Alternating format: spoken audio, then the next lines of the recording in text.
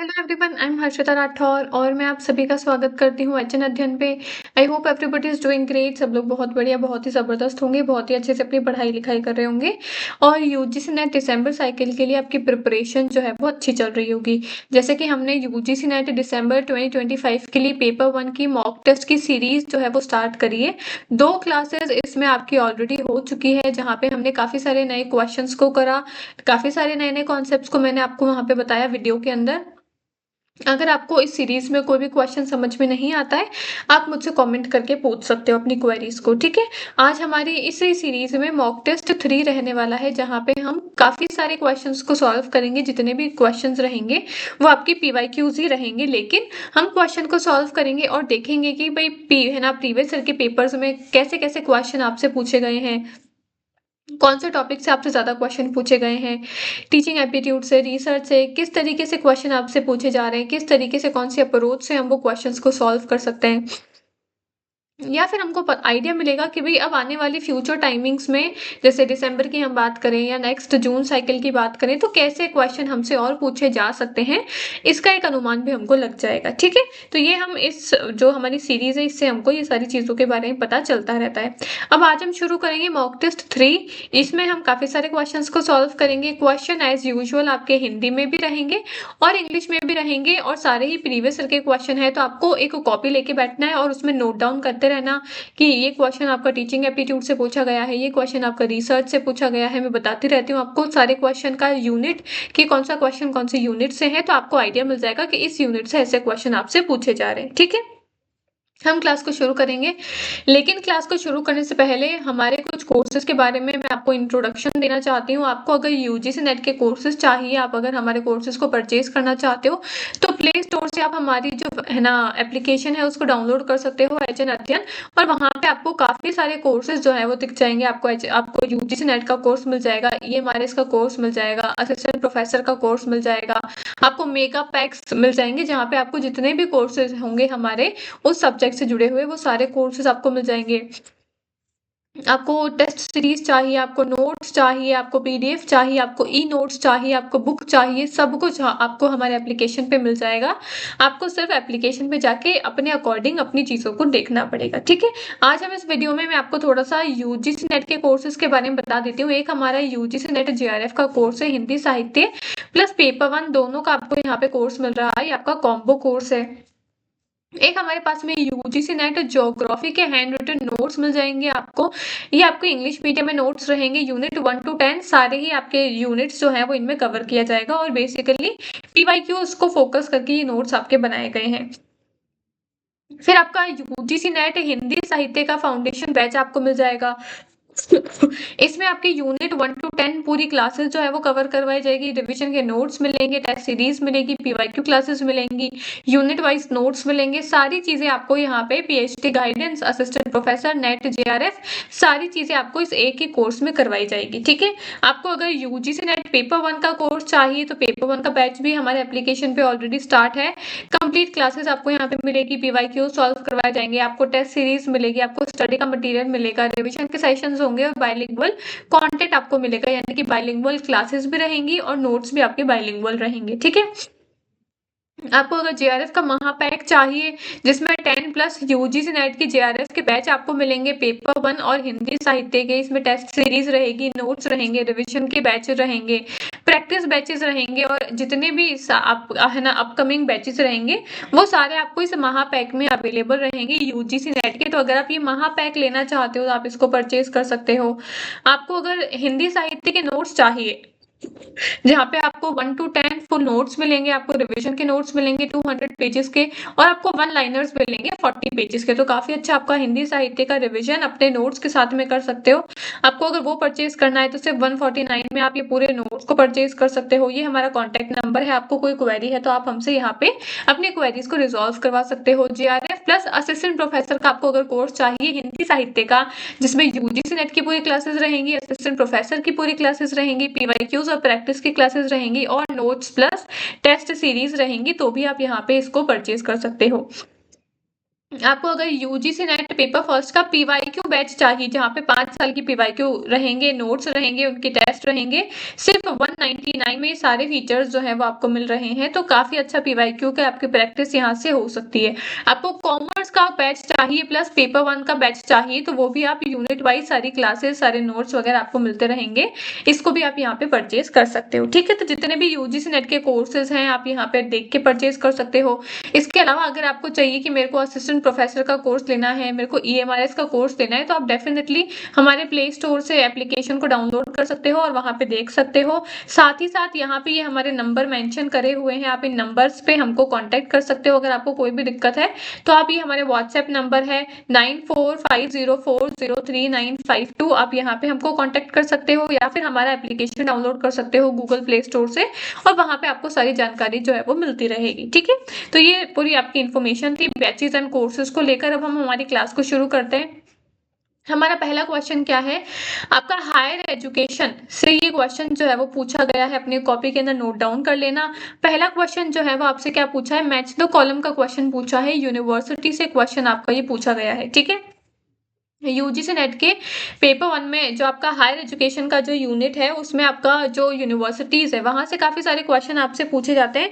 तो यूनिवर्सिटीज से जुड़ा हुआ पहला क्वेश्चन क्या पूछा गया है, आपको यूनिवर्सिटीज के नाम दिए हुए हैं, विक्रमशिला यूनिवर्सिटी, तक्षशिला यूनिवर्सिटी, नालंदा और ओडंतपुरी यूनिवर्सिटी, और इनसे जुड़े हुए लिस्ट 2 के अंदर आपको कुछ डिफरेंट डिटेल्स जो है वो दे रखी है। आपको यहाँ पे मैच करना है कि विक्रमशिला से जुड़ी हुई बात क्या हो सकती है, तक्षशिला, नालंदा और ओडंतपुरी से जुड़ी हुई जो डिटेल्स है वो क्या हो सकती है, वो आपको यहाँ पे मैच करना है। सबसे पहले हम अगर पहली आपकी कथन को पढ़ें तो क्या बोला है, ये शायद चाणक्य से संबंधित होने के कारण सबसे अच्छी तरीके से जानी जाती है। अब आपको अगर पता होगा कि विक्रमशिला, तक्षशिला, नालंदा और ओडंतपुरी चारों में से चाणक्य जो है वो कौन से जो यूनिवर्सिटी है उससे संबंधित है, तो फिर आप इसका आंसर जो है वो निकाल सकते हो। दूसरा क्या बोला, ये मगध में स्थित था और इसे भारत के महाविहारों में दूसरे सबसे पुराना महाविहार जो है वो जाना जाता है। तो सेकंड ओल्डेस्ट महाविहार जो है वो किसको कहते हैं, हम विक्रमशिला को, तक्षशिला को, नालंदा या फिर ओडंतपुरी को। अगर आपको ये पता है तो आप मुझे इस क्वेश्चन का आंसर इजीली दे सकते हो। नेक्स्ट क्या बोला है, Hiuen Tsang the famous Pilgrim from China came here and studied and taught for 5 years। अब भाई हुएनसांग जो है वो चाइना से आए थे, कौन सी विश्वविद्यालय में, कौन सी यूनिवर्सिटी में आए थे वो आपको पता होना चाहिए।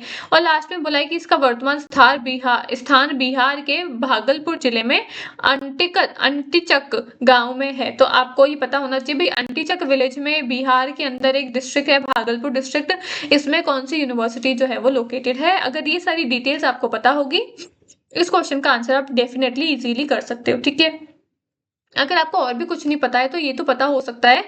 और जब भी हम यूनिवर्सिटीज को पढ़ते हैं तो ये तो सबसे मेजर पॉइंट है जो हम पढ़ते ही हैं कि हुएनसांग कौन सी यूनिवर्सिटी में आए थे, विक्रमशिला में आए थे नहीं, ओडंतपुरी में आए थे नहीं, तक्षशिला में आए थे नहीं, ये नालंदा में आए थे। तो 3 सी ऑप्शन का 3 ही होगा, सी ऑप्शन का 3 किसमें नहीं है वो कट कर दो।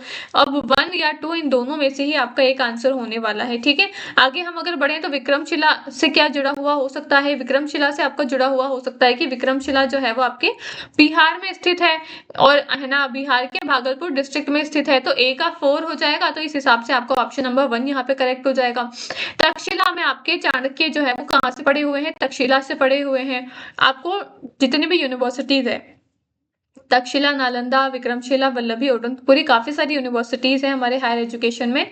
उन यूनिवर्सिटीज की कुछ इंपॉर्टेंट डिटेल्स हैं जो आपको ध्यान में रखनी है। साथ ही साथ कुछ इंपॉर्टेंट स्कॉलर्स हैं, जैसे चाणक्य हो गए, नागार्जुन हो गए, है ना, और काफी सारे ऐसे स्कॉलर्स हैं जिन्होंने उस यूनिवर्सिटी में या तो कुछ काम किया है या फिर कोई भी फेमस उस यूनिवर्सिटी से जुड़े हुए कोई भी फेमस स्कॉलर्स हैं तो आपको पता होने चाहिए। जैसे हुएनसांग नालंदा से जुड़े हुए हैं, चाणक्य आपके तक्षशिला से जुड़े हुए हैं, नागार्जुन कहाँ से जुड़े हुए हैं। ठीक है, ऐसे फेमस जो भी स्कॉलर्स है आपको पता होने चाहिए। तो तक्षशिला में आपके चाणक्य जो है वो एसोसिएटेड है, तो बी का 1 हो जाएगा और 3 का ऑप्शन नंबर सी हो जाएगा। नालंदा में हुएनसांग है और डी ओडंतपुरी का हो जाएगा आपका कि ये आपका मगध में सिचुएटेड है और ओडंतपुरी को हम सेकंड ओल्डेस्ट महाविहार कहते हैं। तो ऑप्शन नंबर 1 इसका करेक्ट आंसर है। अब मेरा आपसे ये क्वेश्चन है कि आप मुझे कॉमेंट करके बताओगे फर्स्ट ओल्डेस्ट महाविहार जो है वो किसको कहते हैं। भाई सेकेंड ओल्डेस्ट महाविहार तो हम ओडंतपुरी को कहते हैं, तो फिर फर्स्ट किसको कहते हैं ये आप मुझे कमेंट करके बताओगे, मैं सबके कमेंट्स को चेक करूंगी। ठीक है,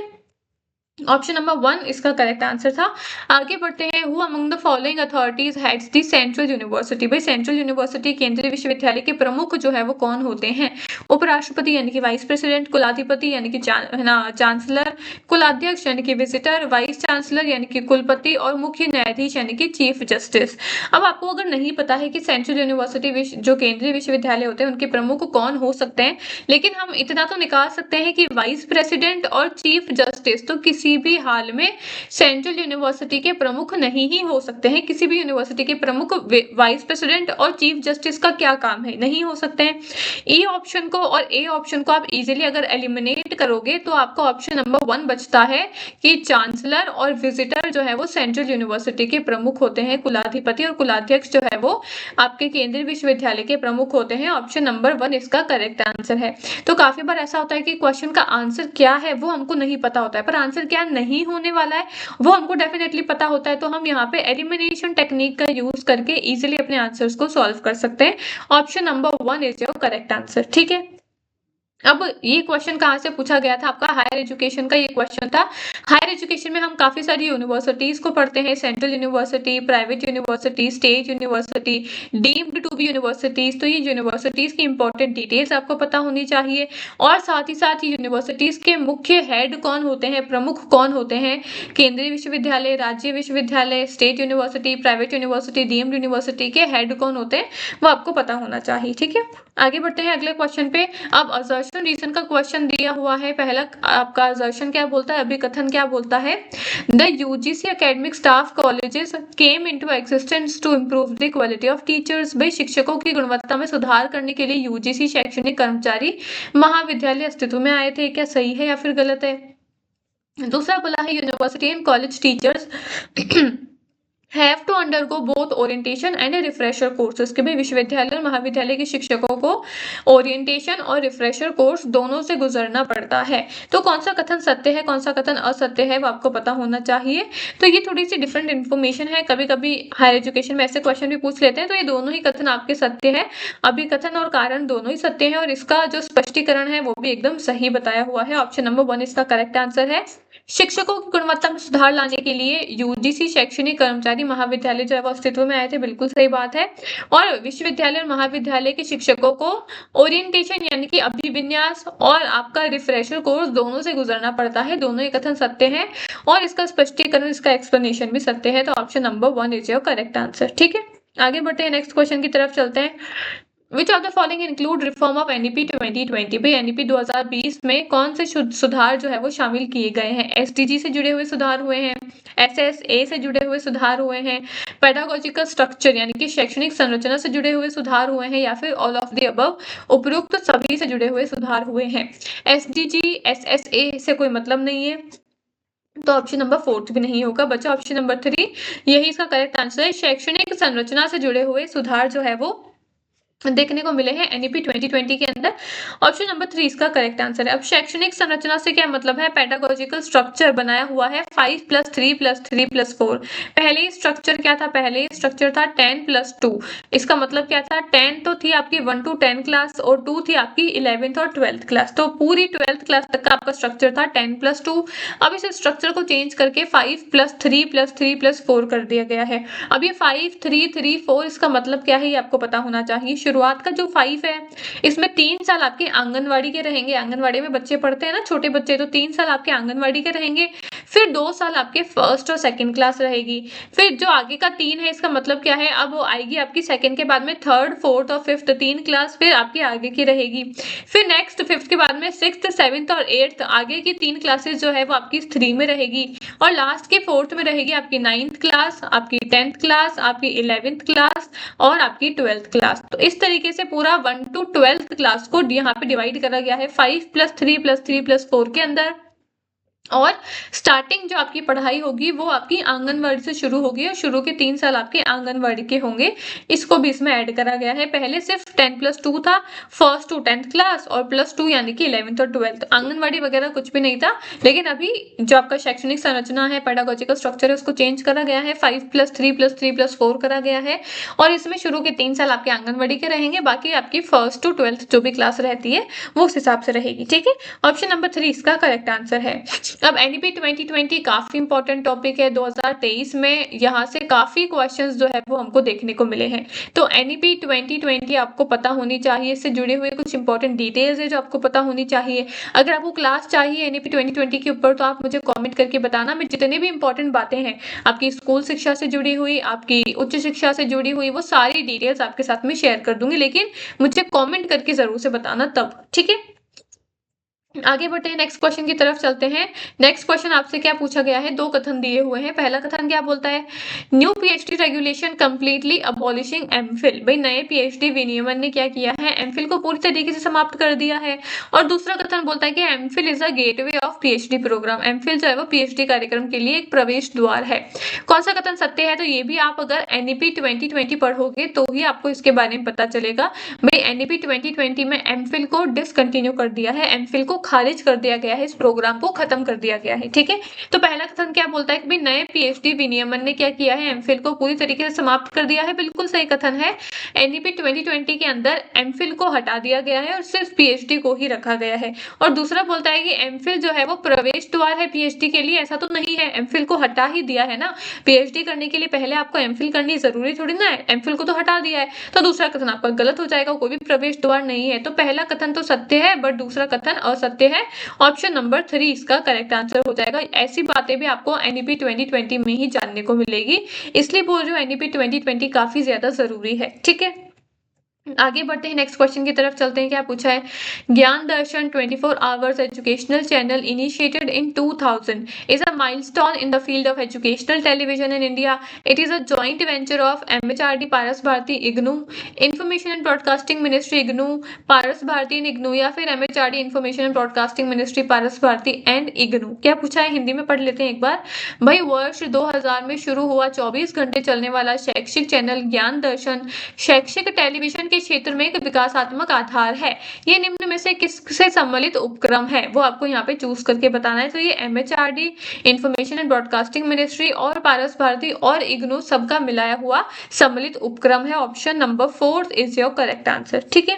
आगे बढ़ते हैं, नेक्स्ट क्वेश्चन पे चलते हैं। क्या पूछा है, प्राचीन काल में शिक्षा प्रणाली किन विषयों पर केंद्रित थी। Education system of the ancient period focus on the subject welfare यानी कि कल्याण, मिलिट्री यानी कि सैन्य, पॉलिटिक्स यानी कि राजनीति, रिलीजन यानी कि धर्म, होम साइंस यानी कि गृह विज्ञान। वही प्राचीन काल में शिक्षा प्रणाली जो है वो कौन कौन से विषय से केंद्रित थी। तो प्राचीन टाइम में होम साइंस जैसा कोई भी सब्जेक्ट नहीं पढ़ाया जाता था, गृह विज्ञान जैसा कोई भी सब्जेक्ट नहीं पढ़ाया जाता था। तो ई ऑप्शन को एलिमिनेट कर सकते हो, बचता है एक option. Option number 1 is your correct answer. बस मैंने बताया एलिमिनेशन टेक्निक से आप मोस्ट ऑफ द क्वेश्चंस आपके सॉल्व कर पाओगे। अगर 50 क्वेश्चन आपके पेपर में आते हैं तो आपको एटलीस्ट 25 से 30 क्वेश्चन एलिमिनेशन से ही हो जाएंगे, ज्यादा भी नहीं तो 25 क्वेश्चन तो एलिमिनेशन से हो ही सकते हैं आपके। वो ऑप्शन ही आपको कुछ इस तरीके से देंगे कि आपके एलिमिनेशन टेक्निक से ही सारे आंसर जो है वो सॉल्व हो जाएंगे, ठीक है। बस हमको ये देखना था कि होम साइंस जो है, गृह विज्ञान जो है वो प्राचीन काल में नहीं पढ़ाते थे, बाकी कल्याण के बारे में, वेलफेयर के बारे में पढ़ाते थे, सैन्य शक्ति के बारे में पढ़ाते थे, राजनीति तो पढ़ाते ही थे, और धर्म का भी जो है ना प्रचार जो है वो प्राचीन काल में होता था, तो धर्म के बारे में भी जानकारी देते थे। पर गृह विज्ञान के बारे में, होम साइंस के बारे में कोई जानकारी नहीं देते थे। तो ऑप्शन नंबर ए इसका करेक्ट आंसर है, ABCD, ठीक है। आगे बढ़ते हैं, नेक्स्ट क्वेश्चन पे चलते हैं। क्या पूछा है, राष्ट्रीय शिक्षा नीति 2020 की प्रारूपण समिति के अध्यक्ष कौन थे। भाई काफी सिंपल है, जो एनईपी 2020 है इसके ड्राफ्टिंग कमेटी के चेयरमैन कौन थे। धर्मेंद्र प्रधान, स्मृति ईरानी, कस्तूरी रंगन या फिर रमेश पोखरियाल निशंकर। तो धर्मेंद्र प्रधान नहीं थे, स्मृति ईरानी नहीं थी, ना ही रमेश पोखरियाल निशंकर थे। ऑप्शन नंबर सी इसका करेक्ट आंसर है कि कस्तूरी रंगन जो है वो आपकी एनईपी 2020 ड्राफ्टिंग कमेटी के चेयरमैन थे। ऑप्शन नंबर 3 जो करेक्ट आंसर। काफी बेसिक क्वेश्चन है ये तो, ठीक है। अगेन एनईपी से आपका क्वेश्चन पूछा गया है। आगे बढ़ते हैं, नेक्स्ट क्वेश्चन पे चलते हैं। अगेन हायर एजुकेशन में यूनिवर्सिटी से क्वेश्चन पूछ लिया है कि at which university did Aryabhatta the famous mathematician and astronomer allegedly study and teach. Again पूछ लिया गया है कि भाई आर्यभट्ट जो है वो कौन से विश्वविद्यालय से पढ़े हुए हैं। तो मैंने आपको बताया जितने भी आप विश्वविद्यालय पढ़ोगे, आपका तक्षशिला, नालंदा, वल्लभी, विक्रमशिला, ओडोनपुर, काफी सारी यूनिवर्सिटीज है, 8-10 यूनिवर्सिटीज है मेन इंपॉर्टेंट वाली, उनकी डिटेल्स आपको पढ़नी है। और उन यूनिवर्सिटी से जुड़े हुए कोई भी फेमस स्कॉलर है तो आपको पता होना चाहिए, जैसे आर्यभट्ट हो गए, नागार्जुन हो गए, चाणक्य हो गए, ह्वेनसांग हो गए, ऐसे ये कौन से विश्वविद्यालय से जुड़े हुए हैं, एसोसिएटेड है, वो आपको पता होना चाहिए, ठीक है। नालंदा से जुड़े हुए हैं आपके आर्यभट्ट। प्रसिद्ध गणितज्ञ और खगोल शास्त्री आर्यभट्ट ने कथित तौर पर किस विश्वविद्यालय में अध्ययन और अध्यापन किया था? तो इन्होंने नालंदा में अपनी पढ़ाई करी थी। विक्रमशिला से जुड़े हुए नहीं है, तक्षशिला से भी जुड़े हुए नहीं है, वल्लभी से जुड़े हुए भी नहीं है। नालंदा से जुड़े हुए हैं आर्यभट्ट, और हुएनसांग जो है, जो हमने अभी पढ़ा था, चाइना से आए थे वो भी आपके नालंदा से ही जुड़े हुए हैं। Option number 2 is your correct answer. ठीक है, आगे बढ़ते हैं, अगले सवाल पे चलते हैं। क्या पूछा है? Which of the following commission and committee recommended the closure of substandard colleges before independence? भाई निम्न में से किस आयोग समिति ने स्वतंत्रता से पहले अवमानक महाविद्यालय को बंद करने की अनुशंसा की थी? रैले कमीशन ने, हंटर आयोग ने, सैडलर आयोग ने, या फिर हर्टॉग आयोग ने? तो हर्टॉग समिति ने। तो अब आपका एक हायर एजुकेशन में ही टॉपिक आता है, आपका हायर एजुकेशन में आपका एक टॉपिक आता है जिसका नाम है pre independence committees and post independence committee, है ना? आपने पढ़ा होगा हायर एजुकेशन को, तो आपको पता है pre independence and post independence, भाई स्वतंत्रता से पहले और स्वतंत्रता के बाद में कुछ इंपॉर्टेंट समितियां हुई है जो हमको पढ़ना होता है। ठीक है, स्वतंत्रता से पहले इंपॉर्टेंट समिति आई है आपकी रेले कमीशन, हंटर आयोग, सैडलर आयोग, हार्टोग कमेटी, और भी काफी सारी समितियां हैं। तो ये सारा क्वेश्चन आपका पूछा गया है इंडिपेंडेंस से पहले वाला। तो आपको पता होना चाहिए इंडिपेंडेंस से पहले कौन कौन सी समितियां हैं और उन समितियों ने क्या क्या सुझाव दिए हैं, इंडिपेंडेंस के बाद में कौन कौन सी समितियां आई थी और उन समितियों ने क्या क्या सुझाव दिए हैं। ठीक है, ये सारी डिटेल्स आपको पता होनी चाहिए। यहाँ पे क्या पूछा है कि निम्न में से किस आयोग समिति ने स्वतंत्रता से पहले अवमानक महाविद्यालय को बंद करने की अनुशंसा की थी? तो ऑप्शन नंबर 1 इसका करेक्ट आंसर है, रैले आयोग ने ऐसा किया था। ऑप्शन नंबर 1 इसका करेक्ट आंसर है। अब मेरा आपसे ये क्वेश्चन है कि आप मुझे कमेंट करके बताना ये जितने भी आयोग है ये कौन से वर्ष में आए हैं। ये भी इंपॉर्टेंट है, ईयर्स भी आपको पता होना चाहिए, कौन सा आयोग कौन से वर्ष में आया है, और इस आयोग से जुड़े हुए गवर्नर जनरल जो भी है वो कौन है, उनके नाम आप मुझे कमेंट करके जरूर से बताना। मैं सबके कमेंट्स को चेक करती हूँ रोज। रैले कमीशन कौन से साल में आया है और इससे जुड़े हुए गवर्नर जनरल कौन है वो आप मुझे बताओगे। Hunter commission, Sadler commission, Hartog commission जो है वो कौन से साल में आया है और इससे जुड़े हुए लीडर कौन है, मुझे कमेंट करके जरूर से बताना। ठीक है, आगे बढ़ते हैं, अगले सवाल पे चलते हैं। क्या पूछा है? The council of rural institute authority is situated at Ludhiana, Ahmedabad, Pune या फिर हैदराबाद? भाई ग्रामीण संस्थान प्राधिकरण की परिषद जो है वो कहाँ पे स्थित है? ये आपकी हैदराबाद में सिचुएटेड है। Option number 4 is your correct answer. ठीक है, आगे बढ़ते हैं। क्या पूछा है? Arrange the following in historical chronology, Calcutta university, Hunter commission, sergeant plan या फिर वुड्स डिस्पैच? अब ये आपकी क्या है? ये आपका आ गया है प्री इंडिपेंडेंस से जुड़ी हुई कुछ कमीशन है, कमेटी है, अभी मैंने आपको बताया, उनके ईयर्स आपको पता होने चाहिए, तभी आप ऐसे क्वेश्चन को सॉल्व कर पाओगे। आपको बोला गया है कि इसको आपको क्रोनोलॉजी वाइज जमाना है कि कौन पहले आया फिर बाद में आया फिर बाद में आया। कलकत्ता यूनिवर्सिटी कब आई है, हंटर आयोग कब आया है, सर्जेंट प्लान कब आया है, वुड्स डिस्पैच कब आया है, ये आपको पता होना चाहिए। सर्जेंट प्लान जो है वो 1944 में आया है, सबसे लास्ट में आपका इनमें से सर्जेंट प्लान ही आया है, तो थर्ड ऑप्शन तो सबसे लास्ट में होगा। और वुड्स डिस्पैच जो है वो आपका सबसे पहले आया है, तो बस वुड्स डिस्पैच हो जाएगा सबसे पहले, सर्जेंट आयोग हो जाएगा सबसे लास्ट में। ऑप्शन नंबर 1 इसका करेक्ट आंसर है। एलिमिनेशन से अगेन आपका ये क्वेश्चन जो है वो सॉल्व हो जाता है। सबसे पहले आपका वुड्स डिस्पैच आ जाएगा, कौन से ईयर में है वो आप मुझे कॉमेंट करके बताना। फिर आपका हंटर कमीशन आया था, ईयर कौन सा एक मुझे कमेंट करके बताना, फिर कलकत्ता विश्वविद्यालय और लास्ट में सर्जेंट प्लान। ठीक है, ऑप्शन नंबर 1 इसका करेक्ट आंसर है। आगे बढ़ते हैं, अगले सवाल पे चलते हैं। क्या पूछा है? Identify the Niti Aayog and MDS three year action agenda items related to the field of higher education. उच्च शिक्षा क्षेत्र से संबंधित नीति आयोग के त्रिवर्षीय कार्य एजेंडा कौन कौन से हैं वो आपको बताने हैं। ऑटोनॉमी ऑफ टॉप कॉलेजेस यानी कि शीर्ष कॉलेजों की स्वायत्ता, reform of the regulatory system, विनियामक तंत्र में सुधार, establishing a system of project and scholar specific research grant, परियोजना और शोधार्थी केंद्रित शोध अनुदानों की पद्धति की संस्थापना। फोर्थ बोला है प्रमोशन ऑफ रिसर्च कल्चर यानी कि शोध संस्कृति का संवर्धन, और लास्ट बोला है नेशनल रिसर्च फाउंडेशन, राष्ट्रीय शोध प्रतिष्ठान। तो कौन सा करेक्ट आंसर हो जाएगा? 1, 2 एंड 3 का करेक्ट आंसर है। Option number 4 and option number 5 is your not correct answer. क्या पूछा था भाई? उच्च शिक्षा क्षेत्र से संबंधित नीति आयोग के त्रिवर्षीय एजेंडा कौन कौन से हैं? तो सबसे पहले तो है कि भाई शीर्ष कॉलेजों की स्वायत्ता, ऑटोनॉमी ऑफ कॉलेजेस, दूसरा है विनियामक तंत्र में सुधार करना है, तीसरा है कि परियोजना और शोधार्थी केंद्रित शोध अनुदान की पद्धति में स्थापना करनी है। फर्स्ट, सेकंड एंड थर्ड इसका करेक्ट आंसर है। Option number 1 is your correct answer. ठीक है, आगे बढ़ते हैं, नेक्स्ट क्वेश्चन पे चलते हैं, क्या पूछा है। असर्शन रीजन का क्वेश्चन है, doing interdisciplinary research is more challenging than that in within any single discipline. भाई किसी एक अकेले विषय के अंतर्गत किसी एक शोध की तुलना में अंतर विषय शोध करना ज्यादा चुनौतीपूर्ण होता है। और दूसरा बोला है कि it is not possible to combine knowledge from two discipline. भाई दो विषय से प्राप्त ज्ञान संभव ही नहीं है। तो कौन सा कथन सत्य है, कौन सा असत्य है। अब इसके बारे में आपको जनरल नॉलेज होना जरूरी है, किताबी ज्ञान में आपको ये सब चीजें नहीं मिलेगी। पहले कथन में क्या बोला है, भाई किसी एक विषय के अंतर्गत अगर आप शोध करते हो, वो है ना, उसके बजाय आप किसी अगर दो विषय के अंतर्गत अगर शोध करोगे वो ज्यादा चुनौतीपूर्ण होता है बजाय किसी एक विषय से शोध करना। क्या ये कथन सत्य है? बिल्कुल सत्य है। भाई इंटरडिसिप्लिनरी रिसर्च करना ज्यादा चैलेंजिंग होगा ना, जब आप दो तीन सब्जेक्ट को मिला के रिसर्च करोगे वो ज्यादा डिफिकल्ट होगा। एक ही सब्जेक्ट में रिसर्च करोगे वो थोड़ा कम डिफिकल्ट होगा, थोड़ा कम चुनौतीपूर्ण होगा। तो बिल्कुल सही कथन है। लेकिन दूसरा कथन क्या बोलता है, दो विषयों को मिला के हम है ना संयोजन से काम जो है, ज्ञान जो है उसको प्राप्ति नहीं कर सकते हैं। तो ये कथन तो गलत है ना। एनईपी 2020 आपने अगर पढ़ी है तो उसमें इंटरडिसिप्लिनरी की बात हुई है। उसमें बोला है कि आपको अब जो भी आप है ना बच्चों को पढ़ाओगे या बच्चे जो भी सब्जेक्ट लेंगे, अब वो इंटरडिसिप्लिनरी अप्रोच के माध्यम से अपनी पढ़ाई जो है वो कर सकते हैं। तो यानी कि अब हम दो विषय, यानी कि अब हम है ना क्या कर सकते हैं, अंतर विषय के अंदर अपनी पढ़ाई लिखाई जो है वो कर सकते हैं।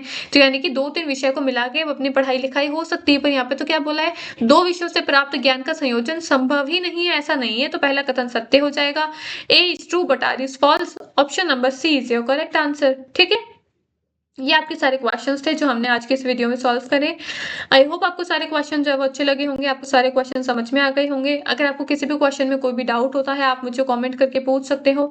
आपको वीडियो अगर अच्छी लगे तो इसको लाइक करना, शेयर करना, मुझे कमेंट करके अपने रिव्यूज जरूर से बताया करो। आपको कौन से टॉपिक पे नई वीडियो चाहिए वो आप मुझे सजेशन दे सकते हो कॉमेंट बॉक्स में। जब तक बताओगे नहीं तब तक पता भी नहीं चलेगा। कोई भी टॉपिक है आपको लगता है कि भाई मुझे नहीं समझ में आ रहा है, मेरे को पढ़ना चाहिए, मेरे को एक बार मैम को बोलना चाहिए, तो आप मुझे डेफिनेटली बोल सकते हो। कमेंट में अपने रिव्यूज जो है वो बता सकते हो। वीडियो खत्म होने के बाद में कमेंट बॉक्स में अपने रिव्यूज दिया करो, मैं सबके रिव्यूज को चेक करती हूँ। ठीक है, तो ये हमारी डे 3 था मॉक टेस्ट का, जहाँ पे हमने काफी सारे क्वेश्चंस को सॉल्व करा। आई होप आपके काफी सारे नए नए कॉन्सेप्ट जो है वो क्लियर हो गए होंगे। बाकी मिलते हैं अगले वीडियो में। Thank you so much.